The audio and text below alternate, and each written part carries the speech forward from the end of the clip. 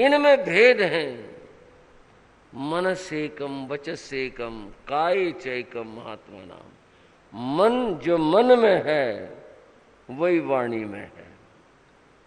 भाइयों, जो मन में है वही किस में है? आपको तो क्यों कहूं, कोई व्यक्ति कहीं जाने के लिए घर से तैयार हुआ और तैयार है बाहर जाने के लिए, कोई मिलने वाला आ गया। मन में तो क्या है, बोल यू कहाँ टपका, बताओ मेरे को तो काम था। हो सकता यूँ कह, बोल यू सत्यानाशी और आ गया देर करवाने के लिए। और माने आओ भाई साहब आओ, हम तो इंतजार करते रहते हैं आपकी, आओ आओ जी आओ, आपने बड़े दर्शन दिए, बड़ी खुशी हुई। और मन में क्या करें, बोल ये सत्यानाशी आकर के ये और खड़ा हो गया और देर करवाएगा।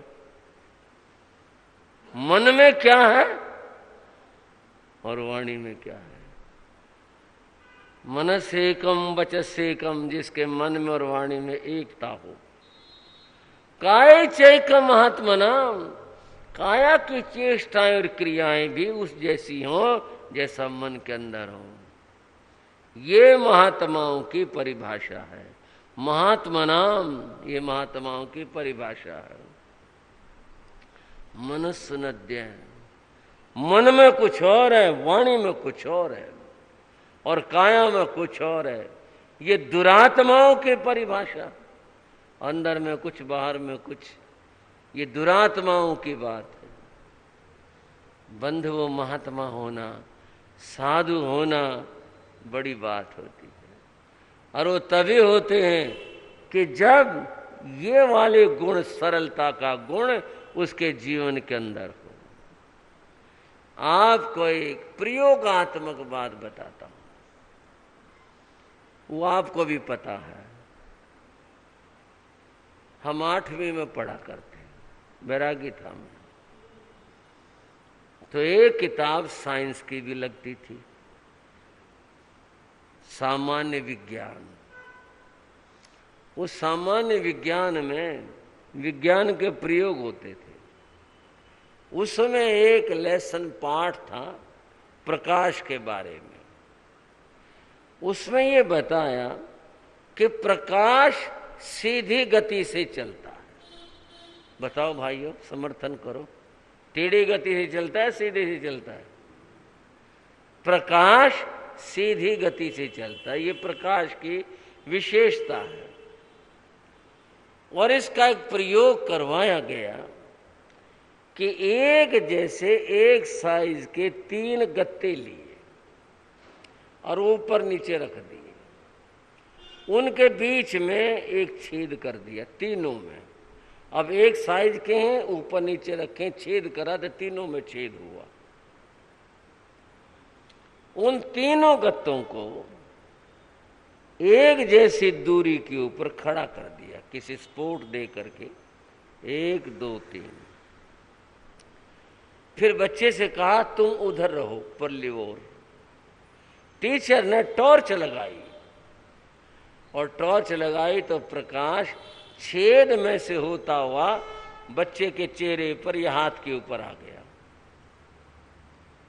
ऐसा हुआ, टॉर्च लगाई, प्रकाश उसके हाथ के ऊपर आ गया। अध्यापक ने कहा देखो, प्रकाश छिद्रों के बीच में से होता हुआ तुम्हारे हाथ पर या चेहरे पर तुम्हारे पास आ गया। अब देखो, अध्यापक ने बीच वाला गत्ता थोड़ा सा सरका दिया, इधर कर दिया, टॉर्च लगाई। अब आगे आप बताओ क्या हुआ? प्रकाश आया? क्या बात हुई? आया ही नहीं।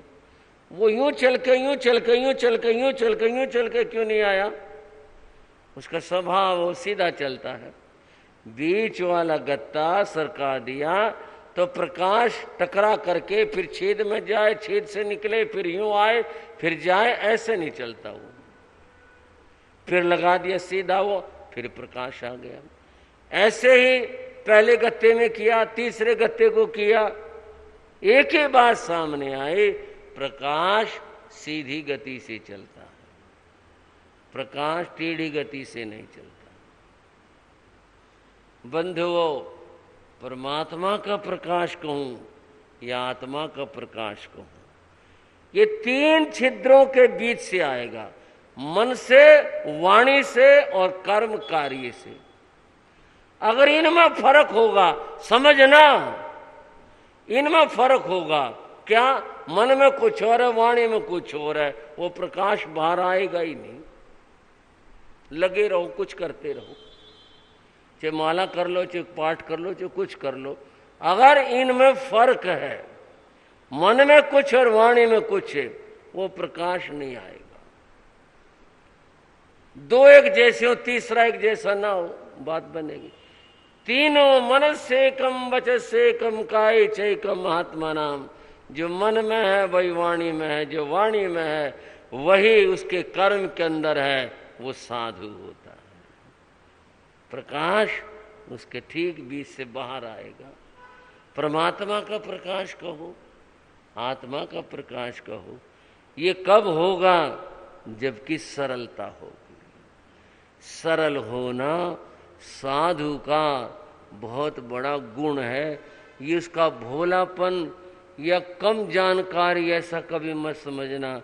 सरल है बेचारा, सरल है। वो बेचारा नहीं होता, वो बेचारा कहकर तो यूं कहते हैं भाई, बे और ला ये 2 उर्दू के बंध वो उपसर्ग हैं जो निषेध अर्थ में, जिसके पास कोई उपाय ना हो उसे बेचारा कहते हैं, उसे लाचार कहते हैं। बेचारा कुछ कर नहीं सकता, वो बेचारा नहीं होता, वो तो महान होता है जिसके जीवन के अंदर सरलता आ जाए। क्या विशेषण दिया! ओ त्यज्यवंश, आपकी सरलता महान है। एक साधु सरल हो, ये बहुत बड़ी बात होती है। सरलता उसका गुण होता है, विशेषता होती है। तुलसीदास ने कहा, वही रगभर परमात्मा को पाएगा जिसके मन में, वाणी में और कर्म में जिसके एकता होगी, एक जैसा होगा, सरलता होगी, वो प्राप्त करेगा। और जिसमें अंदर और बाहर में भेद हो, वो परमात्मा को नहीं पा सकता। क्या स्तुति करी! कहने को तो एक सहज सी बात लगती है, सोच करके अगर देखें कितनी बात होती। और ऐसे साधु के लिए क्या कहा? साध रूप हरि आप हैं। इसको आप साधारण सा व्यक्ति ना समझो। साधु को साध रूप हरि परमात्मा, साध रूप हरि आप हैं। पावन परम पुराण, ये परम पावन है। ये परमात्मा जो है वो इस रूप में है। आप इसको ऐसे ही ना समझो साधारण। मेटे दुविधा जीव की, ये जीव की दुविधा जो भ्रम है, मेटे दुविधा जीव की। जीव की जो दुविधा भ्रमणा संसार के अंदर है, उसको मिटाते हैं। ये कौन? साधु। सबको करे कल्याण, ये सबका कल्याण करते हैं। धन्य हो आपको, आपकी सरलता बड़ी महान है। इन सरल पुरुषों की बात तो ऐसी है, जो ये कह दें, जो ये बोल दें, जो इनके मुंह से निकल जाए, बस फिर तो धन्य धन्य और धन्य है। साधु की ऐसी बात है। मैं पुनः उस बात को कहता हूँ, हमारे साथ में बड़े बड़े विशेषण लगा लें, हम लगा लें, आप लगा लें, कुछ कर दें, उन विशेषणों को तोल कर ही लगाना चाहिए, सोच कर लगाना चाहिए। विशेषण साधु के ये हैं कि कितनी सरलता, ये बड़ी बात है। सरलता की कुछ बातें अब आपको मैं पूज्य गुरु महाराज के जीवन से सुनाता और बता, कितनी सहज, कितनी सरल और कितनी आसान। आप देखेंगे साधु की साधुता को। गुरु योगी राज गुण गाले, चरणों में शीश झुकाले। बोलो गुरु योगी राज गुण गाले,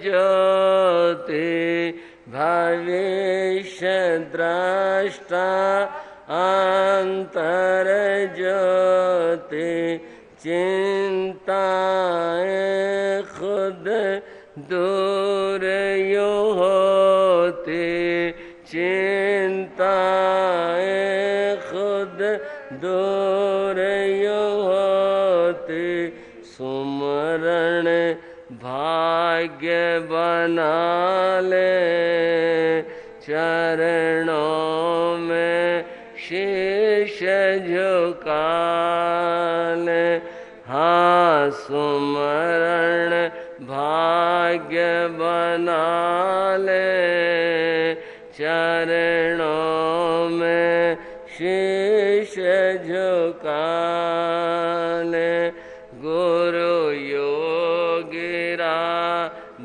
गुण गाले चरणों में शीश।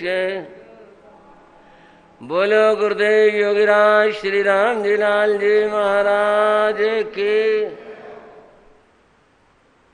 सरलता और सहज वचन क्या होते हैं संत के। पूज्य गुरु महाराज योगीराज जी ने मेरठ से विहार किया और उनको जाना था अमीनगर सराय। कई बार मैं ये नाम लेता हूं। अमीनगर सराय बड़ौद के पास एक कस्बा है। गुरु महाराज का कृपा पात्र रहा। कई चतुर्मास माह हुए गुरु महाराज के। तो उस बार उनका विचार जो था मेरठ से विहार करके अमीनगर सराय फिर बड़ौद ऐसे जाना था। अमीनगर सराय के भाई गुरु महाराज को उनकी सेवा में लेने के लिए गए हुए थे। 15-20 भाई थे साथ में। रास्ते में एक नदी आती है, अब भी है, पहले भी थी। उसका नाम हिंडन नदी है। वो आती है।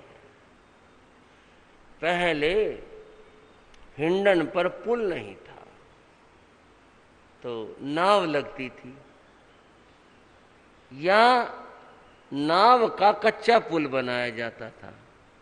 जब पानी कम होता तो नाव जोड़ करके ऊपर घास फूस बिछाकर मिट्टी डालकर कच्चा पुल बना देते थे। जब पानी आता था हटा लेते थे। हिंडन नदी पर पुल बना, सरकार ने बनाया और उसी साल बनाया जबकि मैं बात बता रहा हूं। पुल बन गया। गुरु महाराज और मेरे गुरु जी उनके साथ और संत साथ में भाई बिहार किए हुए आ रहे थे। जब पुल नजदीक आया तो ये आपस में भाई बात करने लगे। हाँ भाई कितने आदमी हैं? अच्छा 15 आदमी ठीक है और 4 महाराज हैं तो वो टिकट ले लो। ये बात गुरु महाराज को सुन गई। एक भाई थे वहाँ बहुत अच्छे जानकार, गुरु महाराज से उन्होंने कर्म ग्रंथ पढ़े थे। उनका नाम राम सिंह था। गुरु महाराज बोले राम सिंह क्या बात है? बोले कुछ नहीं गुरु महाराज, वो हिंडन के ऊपर वो लगा हुआ टैक्स, क्या कहते हैं इसको, टिकट लगा हुआ है। तो वो उसकी बात थी। गुरु महाराज बोले भाई हमारा टिकट नहीं लेना, हमारा टिकट नहीं लेना। भाई थोड़ा सा सकते में सोच से मांगे, भाई वो माने ना माने कर्मचारी, ये तो अपनी बात है ना श्रद्धा की। चलते भी रहे, पुल नजदीक आ, गुरु महाराज नहीं भी नहीं, हमारा टिकट नहीं लेना।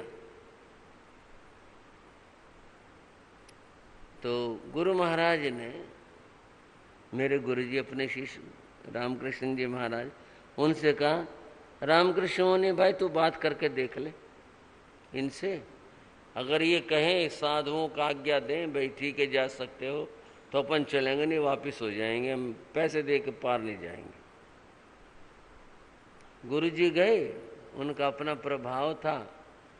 वो बोले जी देखो, आम महात्मा लोग तो जा सकते हो, लेकिन ये जो तुम्हारे साथ जितने लोग हैं इनको तुम जाने नहीं देंगे। गुरुजन कहा भाई इनकी हम कोई बात नहीं कर रहे, ये तो तुम जानो, ये जानो, हम तो अपने संतों के बाबू। बोले आप चले जाओ। उसने कह दिया आप चले जाओ। भाइयों ने अपने जो भी था टिकट ले लिए। जब पुल पर आए, गुरु महाराज योगीराज बोले भाई सरकार ने पुल बनाया और ठीक है टैक्स लगाया, पर पैदल आदमियों पर टैक्स नहीं होना चाहिए। पैदल पर टैक्स का क्या मतलब? ठीक है मोटर गाड़ी और ये सब इनके ऊपर लगे। राम सिंह बोले क्या करें गुरु महाराज, सरकार ने लगा। नहीं भाई नहीं राम सिंह, ये बात नहीं, पैदल आदमी पर टिकट होना ही नहीं चाहिए। हाँ गुरु महाराज होना तो नहीं चाहिए, पर सरकार ने लगा रखा, क्या करो? नहीं नहीं अपनी समझ में नहीं आई। पैदल आदमी पर क्या मतलब टिकट का? पैदल आदमी पर क्यों टिकट लगा? मेरी सरकार ने लगा रखा। उन्होंने कई बार कृपा कर, पैदल आदमी पर क्यों टिकट हो? और वो हर बार ये गुरु महाराज क्या करें, सरकार ने लगा रखा। ये बात हुई, सहज बात थी, कुछ नहीं तो बात हो जाती, तो लगना नहीं चाहिए। उन्होंने ये कहा। पुल पार हो गया, चले आए, सराय पहुंच गए। उस जमाने में सूचना प्रसारण के साधन रेडियो, ट्रांजिस्टर ये होते थे, और रेडियो के ऊपर 8:15 बजे समाचार आते थे। सुने भाई किसी ने? 8:15 बजे का टाइम होता था जब रेडियो से खबरें आती थी। और रेडियो किसी किसी के होते थे, सबके पास होते नहीं थे।